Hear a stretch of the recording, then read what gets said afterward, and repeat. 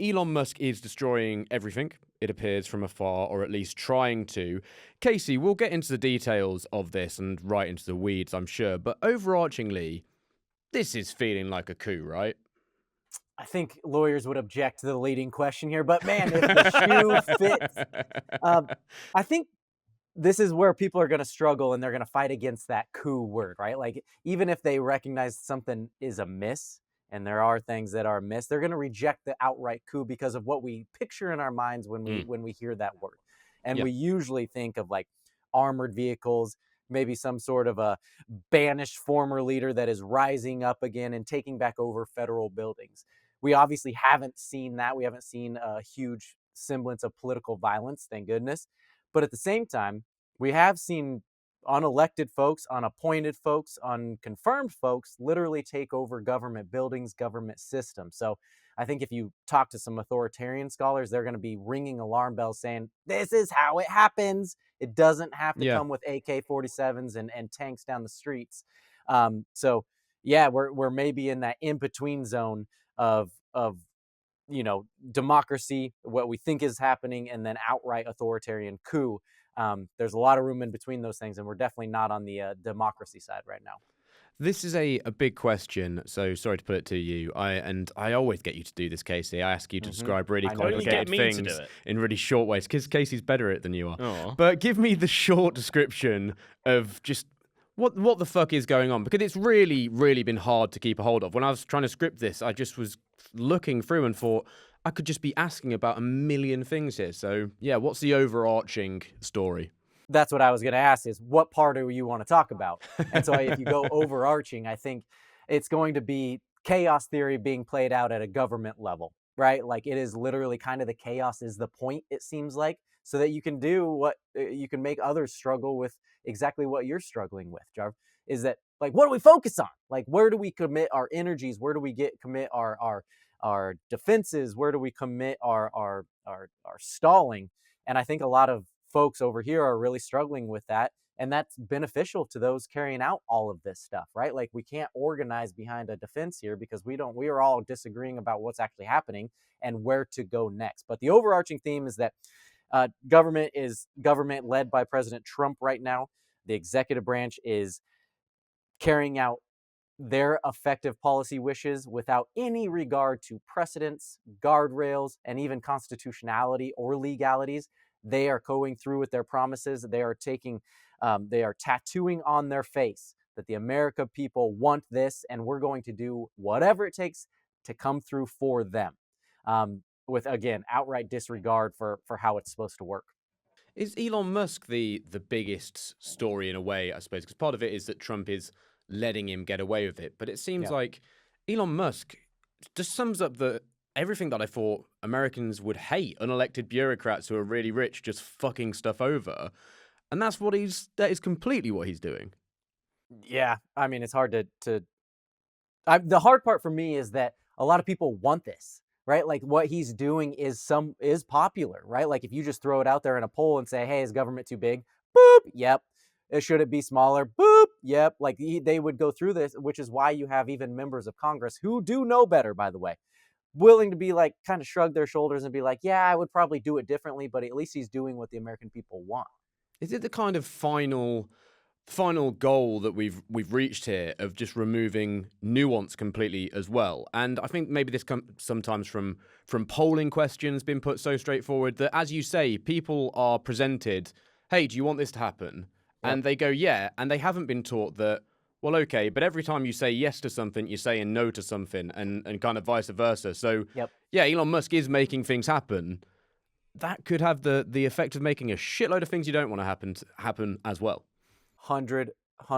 100%, right? The unintended consequences here, to say nothing of the precedents that it sets, right? Like how you do things is often in politics even more important than what you do, right? Especially given in America, we flip flop back and forth between the two parties regularly now, which means if you're saying, okay, president, do this through an unelected bureaucrat, through Elon Musk, through someone who doesn't even fill out financial disclosures, let alone go through a Senate confirmation process. If you say go forth because I agree with what you're doing, then you are necessarily signing up for the next president doing the exact same thing with someone you fundamentally disagree with. You're signing up for that because you're signing up for this process. It's kind of like saying, I didn't vote this year. I didn't have a decision, but you're actually voting by your indecision. That's what you're doing here too. You're signing up for the next degree of this. And if we know anything about presidents, they're going to go further based on what their predecessors did. Chris, going back to Casey's earlier point that this maybe just doesn't look like what we're familiar with a coup, are people missing the fact that totalitarianism and coups and fascism, whatever these words you want to use, the meanings are going to have to adapt when they happen in the age of tech? Yeah, well, I think one of the big issues of this is that a lot of people don't necessarily understand what's happening because they don't necessarily understand how to code or what data breaches even look like. Whereas, if you look towards the DRC and the M23 rebels, you can understand what an AK-47 represents marching into the big towns and the big cities of the DRC to overthrow a government. What we're seeing here, as I say, are data breaches and lots of technical jargon that no one necessarily understands. And that's what I think makes this so interesting, but also difficult to understand from a average normal person perspective. But also what makes this, as you've already mentioned, really quite spectacular for me is that Musk is not an elected official, and he's been given this access and permission to just tear up US government from within the inside, despite not actually being really on the inside in the first place. I really don't understand what's going on. Also, just to say for the listeners, Timothy Snyder has a really interesting Substack post on this that goes into a lot of the detail. I'd recommend that people go and read that if they want to know more. Yeah, it's very interesting. I mean, I'm baffled by what we have to now consider in 2025 to be violence. We need a whole new definition of violence because, sure, it's not physical, militaristic. There's not militias going in and committing violence. But I would say what they are doing to me feels violent. It feels like violent. I would feel personally as an American citizen like I had been dealt with in a violent way to be having this happen to me. Well, yeah, even if it's not violence, some of the outcomes are still the same. So the dismantling of USAID, for example, is going to have massive implications for the funding for foreign nations who need that funding to fight diseases such as HIV. So, for example, I think it was something like 12 billion from USAID goes to sub-Saharan African nations who have massive HIV issues. Lots of people die from it, but a lot less people die from it because of the aid, the financial aid that is given to them from the US. Without that funding, there could be a disastrous amount of people that suffer horribly. Whereas if they had this aid, things could be a lot better. Yeah. And I think that's one of the outcomes that we could potentially see. People could potentially die because of the dismantling of USAID, for example. And it also chimes with things we've spoken about in recent weeks of this withdrawal from the international stage for Donald Trump will allow for people. I was watching an interview with Rep. Jamie Raskin. Come on the podcast anytime if you'd like to, Representative Raskin, and him saying that it's the way that people now will interact with America going to these places, and now that will be filled by China is going to go to them. And in seeing this rivalry and how that makes trade and resource on the world stage shift is something that, again, Trump doesn't seem to be thinking about. Well, what is the quote? Casey might know this. The quote is something like, when America goes to foreign countries, they give a lecture, but when China goes, they build a road. Yeah. Something like that. And that's essentially how I think the US is going to be seen even more by withdrawing out of places like sub-Saharan Africa and actually making a tangible difference to people's lives.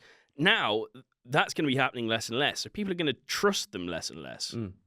Casey, the federal payment system, it's something I can't totally get my head around what's going on there. How big a deal, sorry, this is going to sound terribly naive because I'm sure you're going to say it's a really, really big deal, but how big a deal is it and what are the nuts and bolts with what's going on You there? love saying nuts and bolts. Yeah, I do. Every so often. Well, let me ignore that for a second because I want to finish what you guys were just talking about. Well, on the foreign aid side with USAID. Number one, people will die. It's not that they might die. They literally will die. And so this is where it's really hard, where on a polling question, everyone says foreign aid needs to be cut, right? It's big. We shouldn't be spending our money overseas. We got problems here. We should be focusing on that. That's where it's really hard to be a politician, because nothing exists in a binary world, right? You pull this lever, you're going to affect 7 over there. But people will die. There's a reason we give this foreign aid. And here's the kicker. It will make America more vulnerable to a lot of other things. So even if you don't care about the humans over there, which you should, but even if you don't, a fully centristic look at the world says, we will be less secure, we will be less safe. And it's not just militaristically, right? Like China may come in, that's dangerous. They can foster terrorism or anti-American type sentiments there. They will. They've proven willing to do that. But also, we live in an unbelievably interconnected world where people travel, right? This ain't 2000 or this ain't 1800, where a disease there does not affect us here. Look no more recently than 4 years ago. Like, this stuff matters. And when you look on a spreadsheet about the ROI of that money, it will not come back positive. How do you quantify preventing a pandemic? How do you quantify preventing deaths or preventing people from becoming haters of America, potentially even becoming terrorists later? That looks bad on a spreadsheet, which is why Elon can go in there and say, waste of money. We don't see the ROI here. I think with that point as well, the way that it will make people feel with their sentiment towards America is that people, when they get these poll questions, also seem to think that it's, okay, let's stop foreign aid and it will go back to like before America ever did it. And that's just simply not the case. If you stop it whilst you've already been doing it, that then also fosters the idea of these countries go, are you fucking joking? You could solve this. You were solving it, and now you've actively chose not to. It's not like it goes back to as if America never helped before. And I think that's a particularly cruel thing to consider and wrap your head around there. So the federal payment system, what's going on there, and how big a deal is it? How much of a thing is it? There's this talk of apparently Elon Musk's only got access to just view things. I don't know. How much of an issue is that? Yeah. I don't know. I mean, but it sounds horrible. Like, we don't. Did anyone know outside of those nerds, including my neighbor friend who actually works at Treasury, what the federal payment system is? We know that there's books and numbers, trillions of dollars get wired in and out. I don't even know how that works. It's all just theoretical, mostly in our minds, which is why people really struggle with internalizing how big a deal this is. But I do know that if you understand the country's finances, and if you're able to look at things in a dollar amount value, you're able to have a lot more information, to say nothing of the fact that manipulation can be a result of this. So I've heard doomsday scenarios going from like changing code, using it as this type of information to undercut federal contracts, which goes back to Elon Musk as a specific actor here of why this is a bigger problem than just even someone else we've never heard of. Elon Musk not only owns one of the world's biggest media conglomerates, right, with X or Twitter or whatever we're calling it, like that's a fundamental conflict of interest there.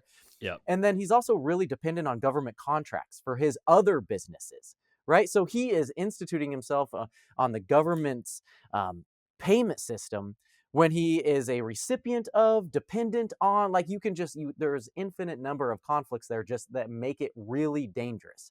Now we're talking about, okay, it's okay now because he only has view access.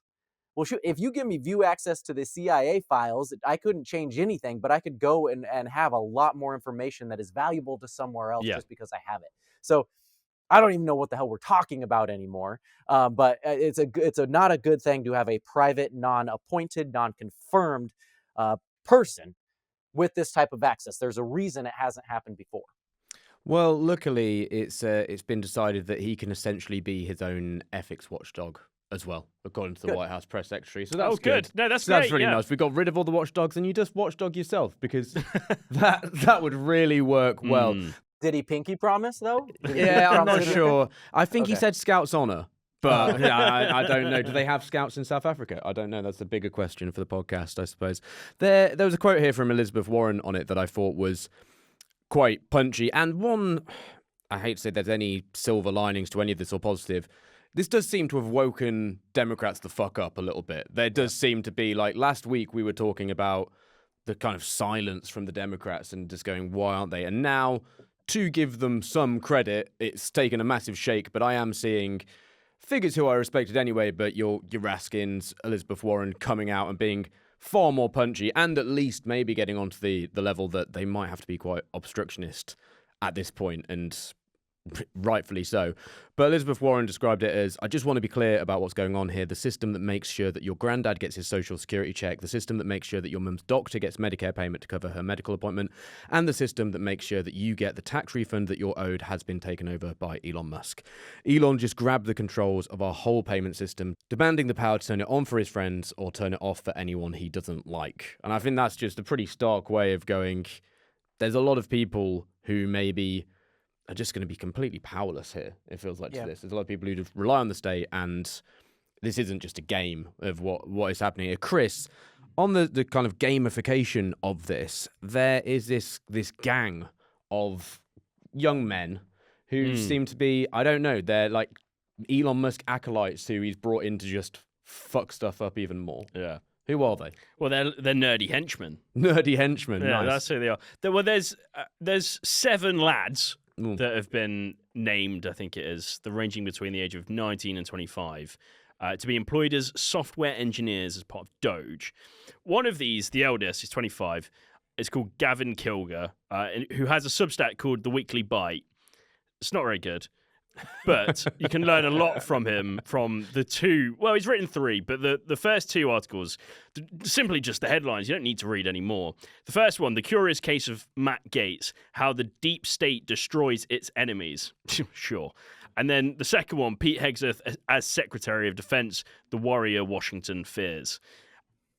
Take what you will from that. The deep state sending a lot of money over Venmo, is it? Yeah, Fair essentially, enough. he's an idiot. But his most recent is Why Doge? Why I gave up a 7-figure salary to save America.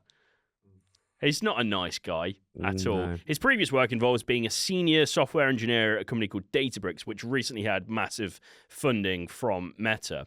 And there's another one of these massive fuck-off brainiacs called Ethan Chautran, who studied computer science at Harvard and came runner-up in a Musk-sponsored hackathon. Yeah, well, I saw that at least one of them worked for a company which had been hiring convicted hackers. Yeah, and there's So, another yeah. one who interned at SpaceX as well. So you can basically get a grasp of the type of people that Musk has got to basically run Doge. They're young, impressionable, and they, let's face it, probably want to make a name for themselves and feel like this is part of history, part of something that is exciting. What they don't necessarily understand is that they're probably going to be on the wrong side of history. I say probably is doing a lot of heavy lifting. Is that we've hit a sort of peak in the politics of excitement, that these things are meant to be exciting, and that these sort of jobs are even massively attractive to really uber smart 19 to 25-year-olds who I'd have imagined in the past probably want to go work at Google and play table tennis and build really crazy things instead of, I don't know. I don't know what would make you think. Yeah, and through having to do weird things with payment systems. That just doesn't sound very fun to me. But clearly, there's something about Elon Musk that's enticing them. Casey, with USAID, can they just destroy it like they are? I saw the other day that you go on the website and it's just, we've shut this down. It's gone.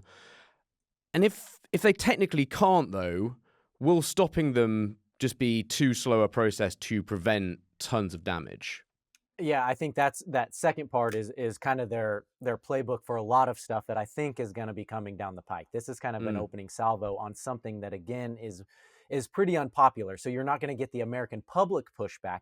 In fact, you're probably going to get a lot of people kind of shrugging their shoulders and be like, is there worse things that they could be doing? Like this is kind of a test run for them, at least in my eyes, a trial balloon.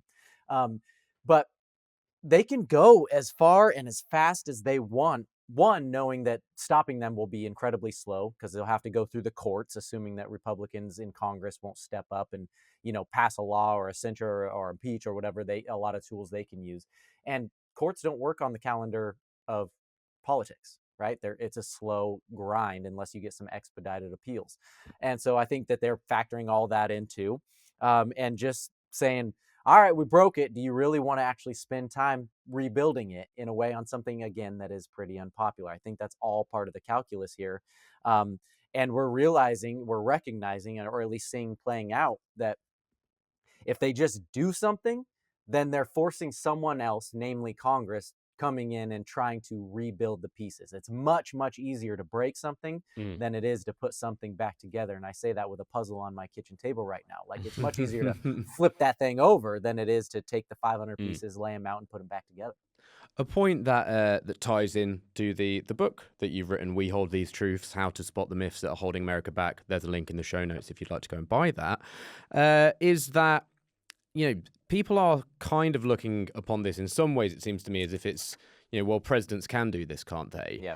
Just to reiterate, what he's doing, Trump here, and what Musk is doing, it is way beyond the norm, isn't it? And this isn't it's not using powers that other presidents have used, but just using them more. It is completely going beyond the realms that other presidents have even contemplated. Yeah, it is. And so this is where it's hard for me. When you look at a historical sense, is that a lot of this stuff, including DOGE, was executive order usage, right? The problem is that not all executive orders look alike. And so previous presidents, including Abraham Lincoln, like the Emancipation Proclamation, something that everyone looks back and says, yes, Abe, good job, you should have done that. I mean, at that time, it was the biggest overreach that we've ever had in our history.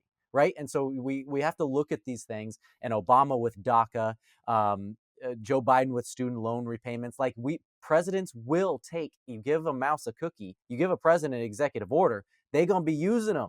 And this is kind of the next iteration of this, where they're going to use the executive order to use a formalized, accepted process, and then do more with it, and make, again, the other actors within our system check them. We always say that we live in a system of checks and balances, right? We say that's the best part of the American democracy, which it is. But these things don't check on their own. They're not self-enforcing, which means the actors, the players themselves, have to insert themselves in the game. Otherwise, you're just going to let the bully run roughshod. The bull in the China shop, and Donald Trump is using his so-called mandate to basically say, not only am I allowed to do this, the American people want me to do this, and I dare you to stop me. I mean, what it's basically becoming, and we've not said this yet, is basically becoming a kleptocracy. I mean, let's call it what it is. It's absolutely that. But what we're seeing, actually, which I think is quite good, you mentioned the Democrats earlier, is there is starting to be some pushback against this kleptocracy. In fact, I think it was Representative Mark Pocan of Wisconsin has put forward the Eliminating Looting of Our Nation by Mitigating Unethical State Kleptocracy Act, also known as the Elon Musk Act, which states, and I'll quote, it's really didn't know where they were going first. I thought, that is a terrible name. It is not catchy. It is not catchy, but then you call it the Elon Musk Act. Sick. Yeah. But it states in it, says, if a position like a special government employee has the authority to recommend spending decisions by agency, they could clearly steer federal spending to their own self-interest. Like the bans on receiving federal contracts for members of Congress and many others in the federal government, it is imperative that no special government employee should have the opportunity for personal gain, especially in areas where they can direct federal taxpayer funds. This is essentially exactly what Elon Musk is doing, and it's so unprecedented that basically just isn't enshrined into the government process as it is at the moment. So I think it's quite positive that we're seeing things like that, some kind of pushback. Yeah, it's interesting to think that in the past, I think most presidents would have just gone, this guy's taking the fucking piss. They didn't need an act didn't need any sort of act of Congress to tell them so. Chris, do we have a sense of public feeling around what's going on? Specifically around USAID, I couldn't find a whole lot of public polling. I didn't necessarily hear a lot of people talk about it in the election. It wasn't one of the big, mandates, I guess, one of the big goals of Trump to eliminate USAID. But I think what it is it's quite an easy, open goal for them because it doesn't take up too much government spending. But according to an AP NORC poll that was conducted on the 25th of January with 1,400 respondents, overall, only 23% of people approved of eliminating federal agencies entirely. That's taking into account independents, Republicans, and Democrats. What is also interesting, though, in the same poll is that 70% of respondents believe that corruption, red tape, and inefficiency are a major problem in the federal government.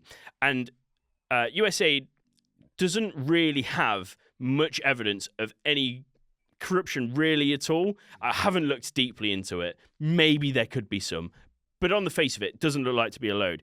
But when you see how the GOP and the likes of Elon Musk are framing this, for example, he said USAID was a viper's nest of radical left Marxists who hate America and called it a criminal organization. It's quite clear to see that they're trying to frame it in this way because perhaps a lot of Americans who voted for them are gullible to the fact that if they say, if Musk and Trump says that there's corruption, then there is, because they'll believe everything that they say, basically. The conspiracy theory madman language he uses, it's just like every time he speaks, I just want to smash myself in the head. It's just awful. It's so frustrating. Casey, a final question on this section that I want to put to you. We've asked you a lot of forensic detail points around this, but just looking on, as a person, how have you been feeling watching this over the last few days? Well, I don't know. I need to talk to my therapist wife, I guess, a little bit more, but break this down. But yeah, I don't want you smashing your face with anything. Get yourself a hot chalky, and we'll get. Thank you, man. But I obviously don't like it, and I'm trying to separate the fact, like, what would I be saying if the president were doing exactly what I wanted him to do or what I thought was necessary to do? Because love it or hate it, half the country does. And so to me, it always comes back to, would you want your enemy to be doing this too? And if we start giving passes out, I mean, the history of the world, especially democracies, is littered with those who let their people do what they wanted them to do without any regard for how it's supposed to be done. And the minute you start doing that, the slippery slope gets steeper and steeper and steeper, right? And so I'm not feeling good about it. I haven't felt good about democracy and the state of where we're at, even the conversations that we're having, because they're just so, we spend so much time talking about things that folks, founders, framers, politicians never even thought that we'd have to, right? Like someone coming in who owns a huge media company, the world's literal richest person is now a special government employee who has locked up lawmaker access to the Treasury Department. While we all understand that the Constitution says that Congress has the power of the purse, like this is Alice in Wonderland type conversations. And I study history, like this is what I do, and I still have no idea what we're doing. So it's kind of that disconnect from reality that I'm struggling with most. That I didn't sleep well before, and I'm not sleeping better now. We're through the looking glass here, people. Oh, stop. Not bad. Not bad. Millhouse meme.